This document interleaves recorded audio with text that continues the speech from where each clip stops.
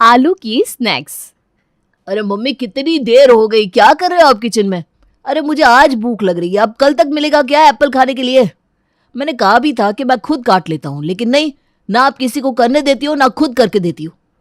अरे भाई ला रही हूँ, पूरा घर सर पर मत उठाया करो। और 6 महीने के दूध पीते बच्चे नहीं हो जो जरा सी भूख बर्दाश्त नहीं हो रही तुमसे। समय पर खाना दिया जाता है तब तो नखरे दिखाते हो। बेवक्त चिल्लाकर मेरा दिमाग मत चाटो। अब मैं सेब खाने के लिए मांग रहा हूँ, उसमें भी मुझे बातें सुना रही हो मम्मी आप। वैसे दिन भर तो चिल्लाती रहती हो कि मैं कुछ हेल्दी खाता नहीं, अब एप्पल से हेल्दी और क्या खाऊं? हाँ भाई हाँ, ठीक है, सुन लिया। ये ले, तेरे एप्पल कट कर आ गए, खा ले, मिटा ले अपनी भूख। मैं कोई 6 महीने का बच्चा नहीं हूं, तो फिर 6 महीने के बच्चों की तरह छिलका उतार के सेब क्यों खिला रही हो? दांत है मेरे मुंह में, वैसे भी चबा कर खा लेता हूं। तभी कहूं इतनी देर क्यों लग रही है आपको सेब काटने में? देख बेटा, तुझे अच्छे से पता है मुझे गंदगी नाम से ही चिढ़ है। पता नहीं इस दुकान पर कितनी तरह के लोग आते हैं, इन सेब को छू छू कर देखते हैं। 10 लोगों को 10 तरह की बीमारियां होती है, सबकी सब इन फलों और सब्जियों में ट्रांसफर होती है कि नहीं? तू क्या चाहता है कि सेब के साथ साथ वो गंदगी, बीमारियां, वायरस सब अपने पेट के अंदर डाल लूं मैं एक बार को ना खाऊं मुझे चलेगा, लेकिन गंदगी से नहीं खा सकती। हाँ, अरे मम्मी बस करो, आप तो ना इतनी तरह की बातें बता देती हो कि अच्छे खासे बंदे का खाने से मन ही हट जाए। और आपकी जानकारी के लिए बता दूं, हिंदुस्तान में पता नहीं कितने लोग ऐसे हैं जो फल और सब्जी को ठेलों से उठाकर ऐसे ही खा जाते हैं, धोने की भी जरूरत नहीं समझते। एक आप हो जो 20 मिनट तक रगड़ रगड़ के धोने के बाद फिर उसे गर्म पानी में डुबोती हो, और जब इतने से भी आपका पेट नहीं भरता तो फिर उनके छिलके उतार कर उनका आधा स्वाद विटामिन खत्म कर देती हो। मुझे ऐसा लगता है मम्मी, एक तरह की मानसिक बीमारी हो गई है आपको। अच्छा, अगर मैं तुम्हें 100 तरह की बीमारियों से बचा रही हूँ, साफ सुथरा खाना खिला रही हूँ, इतनी मेहनत कर रही हूँ तुम लोगों की सेहत ठीक रहे, तो इसका मतलब मैं मानसिक बीमार हो गई? वाह बेटा वाह। ठीक है, आज के बाद तुम्हें जो खाना है खाओ, मुझे क्या पड़ी है। मैं अपनी एनर्जी तुम लोगों के पीछे क्यों खर्च करूं? एक तो भलाई करो, ऊपर से बातें भी सुनो। आजकल भलाई का जमाना ही नहीं रहा। अच्छा मम्मी चलो ठीक है, अब आप अपना मूड खराब मत करो। आधे घंटे रगड़ रगड़ कर इन सेबों की मसाज करने के बाद आप इन्हें काट कर लाई हो, तो अब खा भी लो। बेटी की बात सुनकर कविता का मिजाज थोड़ा बिगड़ गया था। फिर भी उसकी बातों को इग्नोर करके कविता टेबल पर कांच की प्लेट में रखे हुए एप्पल के टुकड़ों को उठाकर खाने लगती है। अगले दिन, अरे भाग्यवान, कल मैं परवल लेकर आया था, तुमसे कहा था ना परवल की बढ़िया सी सब्जी बना देना, तो कितने दिन में मिल जाएगी वो सब्जी? तुम्हें पता है ना, परवल को तुरंत ना बनाओ तो मुरझा जाता है। अब इतने साल की गृहस्थी हो गई है तुम्हारी, कितनी बार बताना पड़ेगा? अब इतने सालों की गृहस्थी का ताना ना आप मुझे ना दे तो ही बेहतर होगा, क्योंकि गृहस्थी मेरे अकेले की नहीं हुई इतने साल की। आपको भी मेरा साथ निभाते निभाते 25 साल हो गए, तो इतना तो आप भी जानते होंगे कि परवल मैं बिना छिले नहीं बनाती। और ये जो टेबल पर आपके सामने रखा है ना, ये आपका पसंदीदा परवल ही है। क्या बात कर रही हो भाग्यवान, ये परवल की सब्जी है? अरे कोई देख कर कह सकता है कि ये परवल है? तुमने तो उसकी प्राण आत्मा सब निकाल दी। इतना मोटा मोटा परवल का छिलका उतार दोगे तो उसके अंदर बचेगा क्या? ऊपर से कुकर में सीटी लगाकर बिल्कुल हलवा बनाकर रख दिया सब्जी का। पता ही नहीं चल रहा कौन सी सब्जी है। क्या पता कब तुम मेरे मिजाज का खाना बनाना सीख जाओगी। अब तो हमें लगता है कि बहू ही ले आया, कम से कम ढंग का खाना तो खाने को मिले। बाकी की औरतें आधे घंटे में खाना बना लेती है, और एक तुम हो कि तुम्हें 2 गुना समय लगता है खाना बनाने में, और उसके बाद भी सारी सब्जियों का रंग रूप बदल जाता है। अरे पापा, मम्मी को डबल टाइम इसलिए लगता है क्योंकि आपको पता है जितनी सेवा मम्मी हम लोगों की नहीं करती, उससे ज़्यादा सेवा मम्मी सब्जी और फलों की करती है। पहले उन्हें 10 मिनट तक नल के पानी से धोती हैं, उसके बाद उबलते हुए पानी में डालकर 10 मिनट तक छोड़ देती हैं, फिर उसके बाद उनका छिलका निकालती हैं, और तब जाकर सब्जी बनने के लिए तैयार होती है। आपको बात समझ में आई पापा? मम्मी की पूरी रेसिपी नोट कर रखी है मैंने। अरे चुप करना लायक, जब देखो तब बाप की साइड लेकर माँ की टांग खींचने के लिए चला आता है। अरे तेरे जैसी औलाद को ही निकम्मी औलाद कहते हैं। इतना बड़ा मैंने किया और जब देखो तब आपकी साइड लेने के लिए तैयार रहता है। मम्मी मैं पापा की साइड नहीं ले रहा हूँ, लेकिन आप ये बताओ कि टमाटर का छिलका उतार कर सब्जी में कौन डालता है? अरे मम्मी इतना क्यों सोचती हो आप? सारी दुनिया यही सब्जियां खा रही है ना, और एक आप हो कि टमाटर का भी छिलका निकाल के उसे सब्जी में डालती हो। पूरा दिन किचन में बीत जाता है आपका। कभी कोई सब्जी धोती हो, कभी फलों के छिलके निकालती हो, यहाँ तक कि अंगूर के भी छिलके निकालते हो आप। घंटों लग जाते हैं। इससे तो अच्छा है कि फल लाना ही बंद कर दो। आपको देखते देखते ना मैं भी इरिटेट हो जाता हूँ। हाँ बेटा, माँ को देख कर ना ऐसे ही इरिटेट हो जाते हैं। बीवी आएगी ना तब देखूंगी कैसे जुबान चलाओगे इतनी। जल्दी ही ईशानी नाम की एक लड़की के साथ रोहन की शादी होती है और ईशानी अपने ससुराल आ जाती है पहली रसोई के समय। देखो बेटा, ये पनीर की सब्जी, पूरी, पकवान ये तो सभी बहुएं बना लेती है। मुझे पता है तुम भी बना ही लोगी, लेकिन मैं चाहती हूँ कि तुम कुछ ऐसा स्पेशल बनाओ जो किसी ने पहले खाया ही ना हो, एकदम नया और यूनिक, जिसे जो भी खाए उंगलियां चाटता रह जाए और हमेशा याद रखे। रोहन की मुंह दिखाई में ऐसी डिश खाई थी जिसकी आज तक याद आती है। ठीक है मम्मी जी, अगर ऐसी बात है तो मैं आज आपको ऐसी डिश बनाकर खिलाऊंगी जिसे आपने आज से पहले कभी नहीं खाया होगा, आप भी याद रखेंगी। बहू ईशानी रसोई में जाती है और कुछ देर बाद बढ़िया स्नैक्स बनाकर तैयार कर लेती है।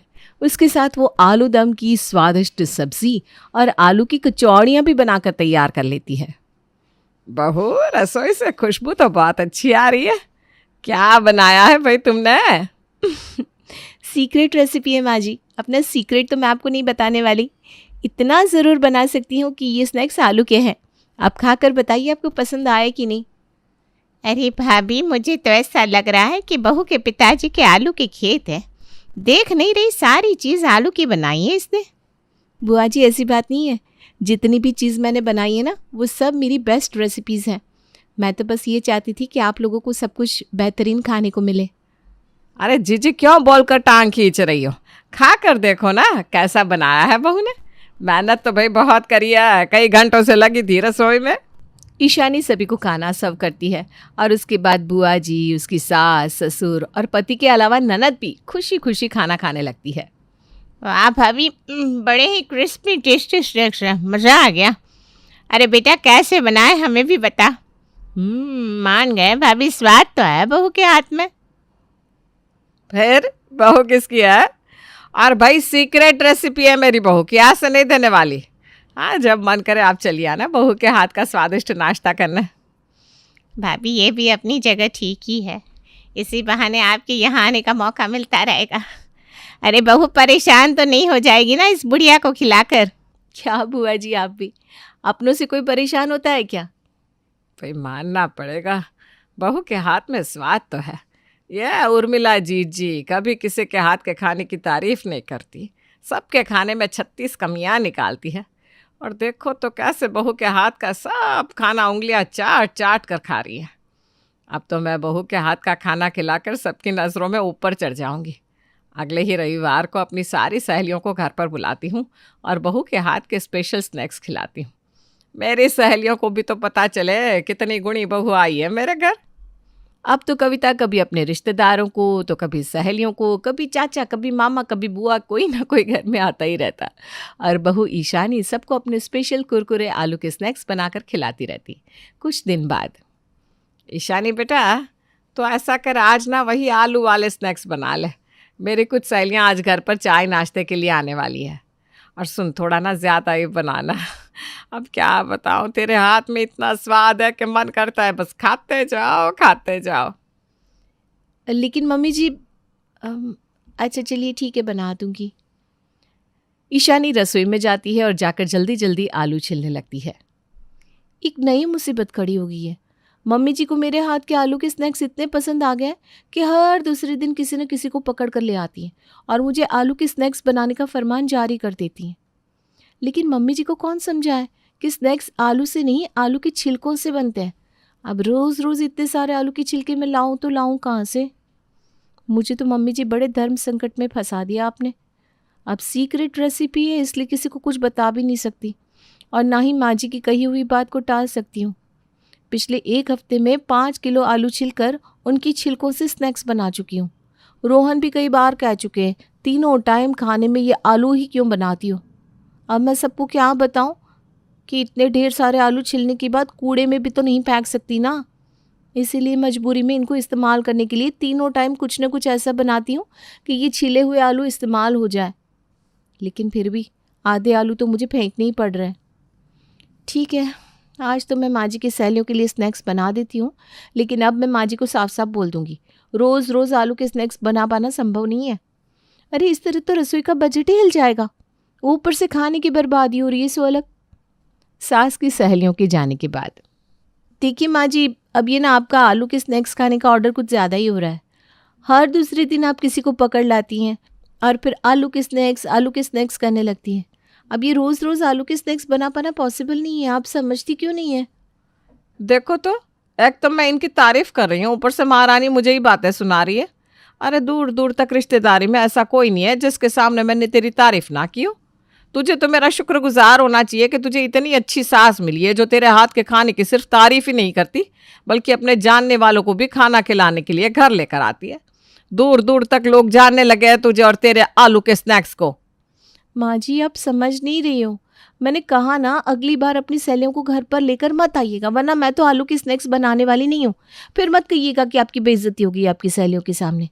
हाँ, देखो तो, थोड़ी सी तारीफ क्या कर दी, चढ़ गई सर पर। बस इसीलिए लोग कहते हैं बहू की ना ज्यादा तारीफ नहीं करनी चाहिए।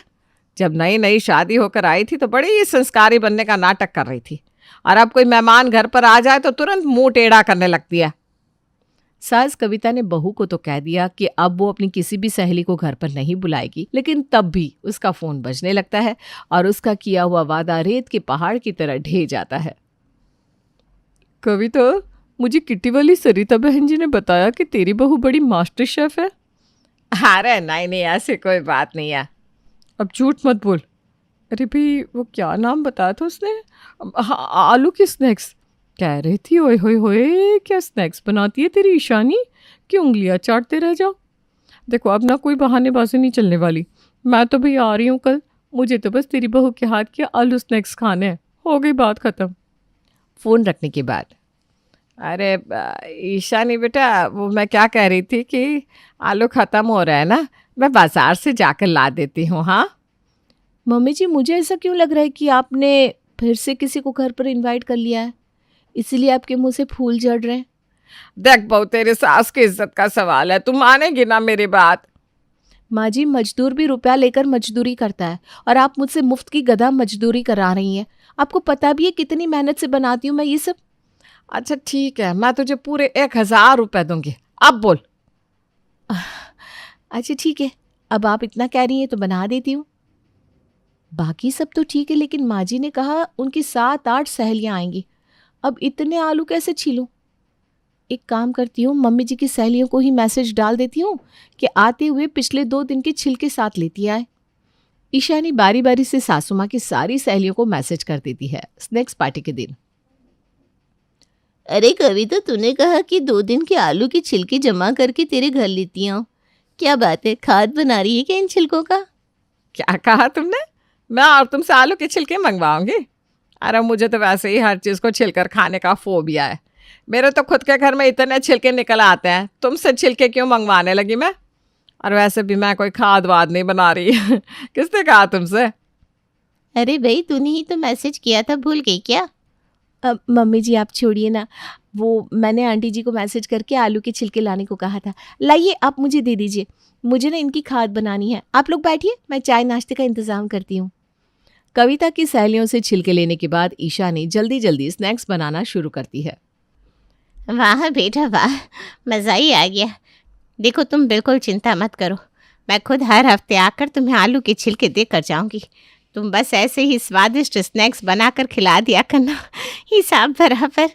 सहेलियों के जाने के बाद, बहू जरा इधर तो आ। अरे क्यों भाई, क्या जरूरत थी सारे मोहल्ले का कचरा अपने घर मंगवाने की? मुझे भी तो पता चले तू करेगी क्या उन छिलकों का। तू क्या अब खाद की दुकान लगाने वाली है? अरे मम्मी जी आप छोड़िए ना, क्यों इन छिलकों के पीछे पड़ गई हैं? आपको पसंद नहीं है तो आगे से मैं नहीं मंगवाऊंगी। अरे तू रुक, पहले मुझे पूरी बात बता कर जा। ये दूसरों के घर के गंदे छिलके तूने अपने घर मंगवाए क्यों? पहले तो मुझे इस बात का जवाब चाहिए, वो भी मुझसे पूछे बिना मेरे फ़ोन से मेरी सहेलियों को मैसेज कर दिया। ऐसी भी क्या इमरजेंसी थी भाई? अगर आप इतना जिद कर रही है ना माँ जी तो ठीक है, सुनिए सच ये है कि ये जो आलू के स्नैक्स जिन्हें आप बहुत चटकारे ले लेकर खाती है ना, ये आलू के नहीं, आलू के छिलकों से बनते हैं। अब आप ही बताइए, रोज रोज इतने सारे आलू कहाँ से लाऊं मैं? और आप लोग कहते थे ना मैं तीनों वक्त खाने में रोज आलू ही क्यों बना कर रख देती हूँ? इसका कारण भी यही है। ये जो इतने ढेर सारे आलू मैं छिलती हूँ, इनको कचरे में तो नहीं फेंक सकती, इसलिए उसमें से सब्जी बना लेती हूँ। अरे तू सब्जी छोड़, तेरे कहने का मतलब यह है कि तूने इतने दिन से मुझे आलू के छिलकों से बनाकर ये स्नैक्स खिलाए थे? जी माँ जी, अब बताइए मैं कितने बजट फ्रेंडली हूँ। आलू तो आलू, आलू के छिलकों को भी यूज़ करना जानती हूँ। अरे आग लगे तेरी स्मार्टनेस में। हे भगवान, पता नहीं कितनी गंदगी खिलाती मुझे। छी छी छी, छिलकों के स्नैक्स कौन बनाता है? ये सही हुआ मम्मी आपके साथ, बहुत तारीफ करती थी ना इसके हाथ के खाने की। अब पता चला सारा स्वाद कहाँ से आ रहा था। वही छिलके जिन्हें आप डस्टबिन में फेंक देती थी, वहीं से सारा स्वाद लेकर आई है आपकी बहू। अरे ईशानी, तुम्हें पता भी है माँ को सब्जियों के छिलकों से कितनी एलर्जी है। टमाटर तक छिलके सब्जी बना दी है मम्मी, और तुमने उन्हें कुछ नहीं तो आलू के छिलके ही खिला डाले। ये सही था। मम्मी जी सुनिए ना, देखिए आपको मेरे आलू की छिलके वाली रेसिपी बहुत पसंद आई ना। मुझे ना केले के छिलके से भी स्नैक्स बनाने आते हैं। अगले हफ्ते मैं वही ट्राई करूंगी। चुप हो जा, इससे पहले कि मुझे उल्टी हो जाए, निकल जा यहाँ से।